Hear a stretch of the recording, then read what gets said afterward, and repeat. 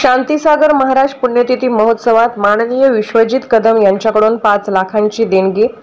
समडोळी येथे परमपूज्य 108 आचार्य श्री शांतीसागर महाराजांची पुण्यतिथी अत्यंत भव्य दिव्य प्रमाणात साजरी करण्यात आली। आचार्य श्री शांतीसागर महाराज हे दिगंबर जैन परंपरेतील एक प्रमुख साधू होते। त्यांनी 20व्या शतकात जैन धर्माचा प्रचार व प्रसार केला। या प्रसंगी पश्चिम महाराष्ट्र आणि उत्तर कर्नाटकातून सर्व जैन समाज बांधव मोठ्या संख्येने उपस्थित होते।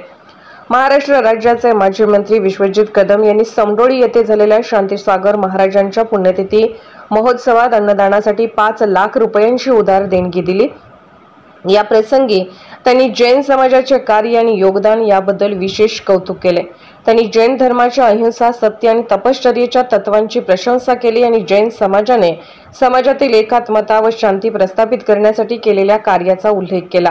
त्यांच्या या देणगीमुळे महोत्सवाच्या आयोजनाला मोठा आधार मिळाला आणि समाजातील धार्मिक कार्यामध्ये उत्साह निर्माण झाला। सदर देणगीचा चेक माननीय विश्वजित कदम यांनी वैभव पाटील यांच्याकडे सुपूर्द केला। या प्रसंगी दक्षिण भारत जैन सभेचे चेअरमन श्री रावसाहेब पाटील, पलूस तालुका काँग्रेसचे नेते श्री महेंद्र अप्पा लाड, श्री दादासो पाटील ढंग, श्री माणिक खोत, श्री भरत मगदुम, श्री अरुण ऐतवडे, श्री शीतल बेले, श्री पाल देसाई, श्री आदिनाथ पाटील, श्री अशोक मगदुम, श्री विजय ढोले व इतर समाज बांधव उपस्थित होते।